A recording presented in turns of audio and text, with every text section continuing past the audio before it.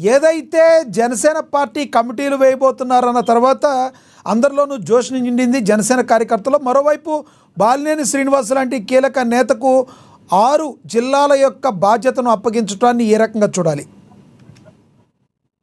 లక్ష్మీనాథ్ గారు నమస్తే. Panel members అందరికీ నమస్కారం. నమస్తే సార్.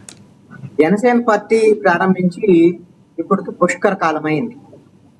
ఈ పుష్కర కాలంలో ఎప్పుడో క్షేత్రస్థాయిలో అభివృద్ధికి సంబంధించినటువంటి వ్యవహారము, పార్టీని పటిష్టం చేసుకునేటువంటి ప్రయత్నాలు ఇవన్నీ జనసేన పార్టీ చెయ్యాలి. ఇప్పుడు 2 ఎన్నికలు ప్రధానమైనటువంటి 2014, 2019. 14లో అసలు పోటీయే చేయలేదు, 19లో పోటీ చేసి విఫలమయ్యారు, 24లో సక్సెస్ అయ్యారు. కాబట్టి కనీసం ఇప్పటికైనా 10 ఏళ్ల తర్వాత 2024 ఎన్నికల్లో ఫలితాలు సానుకూలంగా వచ్చాయి. కాబట్టి ఈ 2 ఏళ్లలో సానుకూలమైనటువంటి పరిస్థితులు జనసేన పార్టీకి ఉన్నాయి. కాబట్టి ఇప్పుడైనా సరే పార్టీని పటిష్టం చేసుకునేటువంటి ప్రయత్నాలు చేయాలి. ఇప్పుడు 175 అసెంబ్లీ నియోజకవర్గాల్లో ఇన్ఛార్జీలు వేస్తున్నారు అని అంటే వాళ్ళు ఒక రాజకీయ పార్టీ రాష్ట్రంలో ఇక్కడ అధికారంలో భాగస్వామిగా ఉన్నటువంటి పార్టీ. మరి ఖచ్చితంగా రాష్ట్ర వ్యాప్తంగా అన్ని నియోజకవర్గాల్లో వాళ్ళ ఇన్ఛార్జీలు ఉండాలి, పార్టీ పరంగా యాక్టివిటీస్ ఉండాలి. అన్ని మండలాలకి, అదేవిధంగా అన్ని గ్రామాలకు కూడా పార్టీని విస్తరించేటువంటి ప్రయత్నం జనసేన పార్టీ చెయ్యాలి. ఇప్పుడు చేస్తున్నటువంటిది అంతా ఇది ఒక ప్రయత్నం ప్రారంభమైంది. ఈ ప్రారంభమైనటువంటి ప్రయత్నము సక్సెస్ఫుల్ గా కొనసాగిద్ది అని అనుకుందాం. ఇప్పుడు బాలినేని శ్రీనివాసరెడ్డి లేకపోతే ఇతర ఎవరైతే జనసేనలో ఉన్నటువంటి కీలకమైనటువంటి నేతలు సామినేని ఉదయభాను వీళ్ళు వైఎస్ఆర్ కాంగ్రెస్ పార్టీ నుంచి రావచ్చు.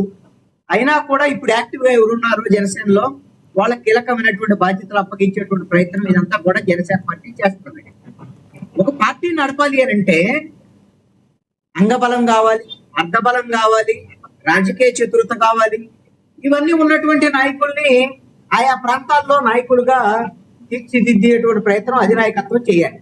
మరి బాలినేని శ్రీనివాసరెడ్డి అంగబలం అర్ధబలం ఉన్నటువంటి నాయకుడు కాబట్టి, వైఎస్ఆర్ కాంగ్రెస్ పార్టీ ప్రభుత్వంలో అక్రమంగా సంపాదించిన డబ్బులు కూడా ఉన్నాయి కాబట్టి ఇప్పుడు జనసేనలో చేరిన తర్వాత ఆ విధంగా కొంత ఉన్నటువంటి ఆ బలంతో జనసేన పార్టీని బలోపేతం చేసేటువంటి ప్రయత్నాలు చేసేటువంటి అవకాశం ఉన్నటువంటి నాయకుడు బాలినేని శ్రీనివాసరెడ్డి. అందుకని ఖచ్చితమైనటువంటి ఎంపిక చేసుకున్నాడు పవన్ కళ్యాణ్. ఇది జనసేన పార్టీకి సంబంధించినటువంటి అంతర్గతమైనటువంటి వ్యవహారం. జనసేన నాయకులు ఎవరిని పెట్టుకుంటున్నారు, ఎలా పార్టీ అభివృద్ధి చెందాలనుకుంటుంది అనేటువంటి వ్యవహారం అంతా కూడా జనసేన పార్టీ అంతర్గత వ్యవహారం. మరి వీళ్ళు 175 నియోజకవర్గాల్లో ఎలా పెడతారు? మరి వైఎస్ఆర్ తెలుగుదేశం ఉంది కదా, బీజేపీ ఉంది కదా అంటే తెలుగుదేశం బీజేపీ ఉంటాయి ప్రభుత్వంలో, వాళ్ళు భాగస్వాములు. ఏ పార్టీ కాబట్టి బీజేపీ కూడా 175 నియోజకవర్గాల్లో బలాన్ని పెంచుకోవడానికి వాళ్ళ ప్రయత్నం చేస్తారు. తెలుగుదేశం పార్టీ ఆల్రెడీ ఇప్పటికే 175 నియోజకవర్గాల్లో వాళ్ళు బలంగా గ్రామ స్థాయి వరకు కేటర్ ఉన్నటువంటి పరిస్థితి ఉంది. ఇప్పుడు జనసేన ఆ దిశగా ముందుకెళ్తుంది. ఒకవేళ జనసేన అలా బలోపేతం అయితే అది కూటమికి బలమే తప్ప బలహీనత కాదు. జనసేన బలం పొందిద్ది. ఎలా వస్తాయి జనసేనకు వచ్చేటువంటి వాళ్ళు ఎవరు, జనసేనలో చేరే వాళ్ళు ఎవరు, ఒకవేళ జనసేనకు ఆకర్షితులయ్యే వాళ్ళు ఎవరు? తెలుగుదేశం వాళ్ళు ఏమైనా వస్తారా? అంటే ఇక్కడ కృష్ణాంజనేయులు గారు బలం అవుతుంది. అదే సమయంలో ఒక్కవరిలో 2 కత్తులు దూరం అన్నట్టుగా ఉదాహరణకి బాలినేని శ్రీనివాస్ గారు తీసుకోండి. అక్కడ దామచర్ల జనార్దన్ గారికి ఆయనకి కొంత వైరం ఉన్నమాట, ప్రజల్లో కూడా బాగా చొచ్చుకెళ్ళిన మాట వాస్తవం. రేపొద్దున ఫ్యూచర్లో అక్కడ టీడీపీకి జనసేనకి చెడే అవకాశం లేదంటారా? లక్ష్మీనాథ్ గారు, మీడియా వాళ్ళు ఈ విధంగా లేని విషయాలను ఎక్కువగా ఊహించి ఒక ప్రచారం చేసేటువంటి వ్యవహారం తప్ప, ఇప్పుడు దామచర్ల జనార్దన్ ఏ పార్టీ అండి? తెలుగుదేశం. బాలినేని శ్రీనివాసరెడ్డి ఏ పార్టీ? జనసేన పార్టీ. ఎవరు పార్టీలో వాళ్ళు పనిచేసుకుంటారు. పార్టీకి సంబంధించినటువంటి అధినాయకత్వానికి సంబంధించినటువంటి కూటమి పార్టీల్లో ఏ విధంగా నామినేటెడ్ పోస్టులు పంచుకోవాలి, ఏ విధంగా ప్రోటోకాల్కు సంబంధించినటువంటి వ్యవహారాలు ఉండాలి, అవన్నీ అధిష్టానం నిర్ణయిస్తే అందుకు అనుగుణంగా ముందుకెళ్లేటువంటి ప్రయత్నం చేస్తారు. దామచర్ల జనార్దన్ కను బాలినేని శ్రీనివాసరెడ్డికి ఏమైనా గొడవలు ఉంటాయి. ఆయన వైఎస్ఆర్ కాంగ్రెస్ పార్టీలో ఉన్నప్పుడు దామచర్ల జనార్దన్ తో గొడవలు ఉన్నటువంటి మాట వాస్తవం. ఇప్పుడు జనసేన పార్టీ మిత్రుడు కదా, మిత్ర పార్టీ, గొడవలు ఎందుకు ఉండాలి? ఉండకూడదు. ఆ విధంగా గొడవలు పడకూడదు.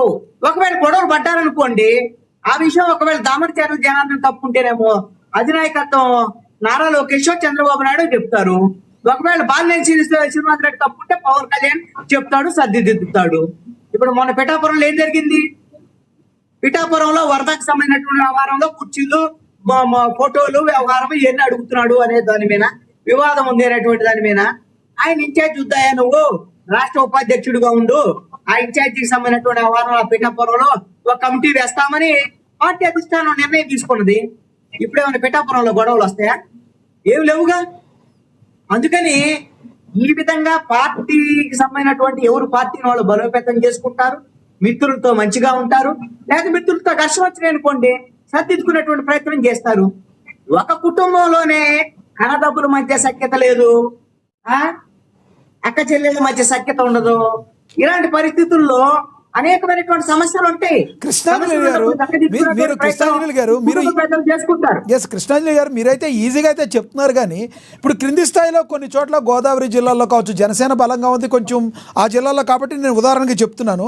ఆ జిల్లాలో క్రింది స్థాయిలో ఇప్పటికీ కూడా జనసేన కార్యకర్తలు కానీ కొంతమంది నాయకులు నెంబర్ 2 నెంబర్ 3గా ఎదగపోవడానికి అక్కడున్న టీడీపీ కేడర్ అడ్డుపడుతుందనే ఆరోపణలు ఉన్నాయి. వాస్తవం ఉందంటారా? ఇప్పుడు ఎవరైనా ఎదగటానికి ఇంకోళ్ళు అడ్డుపడుతున్నారు అనేటువంటిది వాళ్ళ చేతకానితనం తప్ప ఇంకొకటి కానే కాదు. ఇప్పుడు జనసేనలో ఎదగడానికి తెలుగుదేశం పార్టీ ఎందుకు అడ్డుపడిందని నాకు అర్థం కాదు. Telugu Desam party separate, Janasena separate. Janasena నువ్వు ప్రజలకు విస్తృతంగా వెళ్ళాలి, వెళ్ళి ప్రజలను ఏదో మమేకం కావాలి. వాళ్ళు కూడా ప్రభుత్వంలో భాగస్వామ్య, డిప్యూటీ సీఎం ఉన్నాడు పవన్ కళ్యాణ్, అదే విధంగా వాళ్ళు బొలిశెట్టి శ్రీనివాసు, అలాగా కొంతమంది ఎమ్మెల్యేలు ఉన్నారు జనసేన తరఫున 21 మంది ఎమ్మెల్యేలు ఉన్నారు. వాళ్ళు జనసేన ఎదగడానికి వాళ్ళు ప్రయత్నం చేయాలి.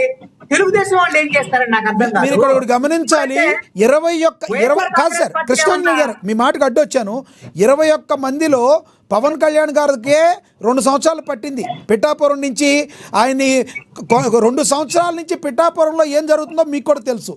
2 సంవత్సరాలు పట్టింది. మా సామాన్యులకి ఎలా ఉంటుంది అంటారు ఆ పరిస్థితి?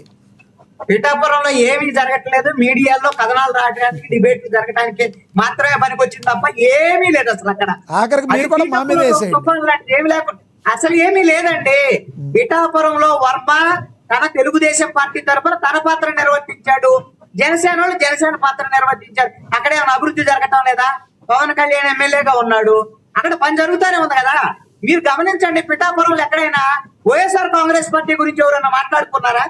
వైఎస్ఆర్ కాంగ్రెస్ పార్టీ గెలిచిన వాళ్ళు, ఓడిపోయినటువంటి వాళ్ళు ఎవరు? వైఎస్ఆర్ కాంగ్రెస్ పార్టీ ఉందా పిఠాపురంలో? వైఎస్ఆర్ కాంగ్రెస్ పార్టీ ఏం చేస్తుంది? ఎవరైనా మాట్లాడుకున్నారా? ఈ డిబేట్లన్నీ ఎవరి మీద జరిగాయి? తెలుగుదేశము, జనసేన, బీజేపీ వీళ్ళ మధ్య సఖ్యత, వ్యవహారం అంటే వీళ్ళకి సంబంధించినటువంటి వ్యవహారాలు అక్కడ నడుస్తున్నాయి. వీళ్ళు పోట్లాడి మరి పోటీ పడి మరి ఎదగటానికి ప్రయత్నం చేసుకుంటున్నారు ఈ పార్టీలోళ్ళు. వైఎస్ఆర్ కాంగ్రెస్ పార్టీ గురించి ఎక్కడ మాట్లాడట్లేదు, పట్టించుకోవట్లేదు. మరి అది ఒక రకంగా వీళ్ళ ఎదుగుదలకు సంబంధించినటువంటి వ్యవహారమే కదా. మీరు అందుకనే జనసేన 175 నియోజకవర్గాల్లో ఎదిగిన, 25 పార్లమెంట్ నియోజకవర్గాల్లో ఎదిగేటువంటి ప్రయత్నం చేసిన అది కూటమికి బలమే. తెలుగుదేశం ఇంకొక పక్కన ఎదిగేటువంటి ప్రయత్నం చేస్తే, బీజేపీ ఇంకొక పక్కన ఎదిగేటువంటి ప్రయత్నం చేస్తే, ఈ ముగ్గురు కలిసి వైఎస్ఆర్ కాంగ్రెస్ పార్టీ ఎదగకుండా తొక్కేసేటువంటి ప్రయత్నం ఈ ముగ్గురు కలిసి చేస్తారు. చాలా రోజుల తర్వాత ఒక రాజకీయ విశ్లేషకులుగా మీరు ఈ టైప్ లో మాట్లాడారు. మీరు మాట్లాడిన విధాన్ని పాజిటివ్ గా తీసుకునే అవకాశం టీడీపీ తీసుకునే అవకాశం ఉందంటారా? మీరు టీడీపీ ఎప్పుడు తీసుకుంటూనే ఉంటది, జనసేన కూడా తీసుకుంటది. మీడియాకి మాత్రమే మసాలా కోసం ఇవన్నీ యాడ్ చేస్తూ ఉంటారు. ఇంకొకళ్ళు ఎవరు ఉన్నారు అంటే దీన్ని జీర్ణించుకోలేని వాళ్ళు వైఎస్ఆర్ కాంగ్రెస్ పార్టీ వాళ్ళు, వైఎస్ఆర్ కాంగ్రెస్ పార్టీకి సంబంధించినటువంటి సోషల్ మీడియా వాళ్ళు, వైఎస్ఆర్ కాంగ్రెస్ పార్టీ నాయకులు. ఎందుకు? ఈ ముగ్గురు కలిస్తే, ఈ ముగ్గురు బలంగా ముందుకెళ్తే వాళ్ళకి స్పేస్ ఉండదు. ఇప్పుడు జనసేన ఎదగాలని ప్రయత్నం చేస్తుంది రాయలసీమలో, లేకపోతే ఇంకొక ప్రాంతంలో బలిజల్ని, ఇంకొక కాపుల్ని, ఇలాంటి వాళ్ళందరినీ తమ వైపు తిప్పుకునేటువంటి ప్రయత్నం చేస్తుంది. ఇవన్నీ చేశారనుకోండి, ఎవరికి నష్టం? దీనివల్ల వైఎస్ఆర్ కాంగ్రెస్ పార్టీ అను న్యూట్రల్ గా ఉండేటువంటి ఓటర్లకు సంబంధించినటువంటి వ్యవహారంలో వాళ్ళు జనసేన వైపు వచ్చేదానికి అవకాశం ఉండదు. స్పేస్ ఉంది కాబట్టి, ఎదుగుతున్నటువంటి పార్టీ కాబట్టి నష్టం వైఎస్ఆర్ కాంగ్రెస్ పార్టీకి. అందుకని వైఎస్ఆర్ కాంగ్రెస్ పార్టీ ఏమో కోరుకుంటది, జనసేన ఎదగకూడదు, జనసేన తెలుగుదేశం పార్టీ మధ్య సఖ్యత ఉండకూడదు, కూటమి పార్టీ మధ్య సఖ్యత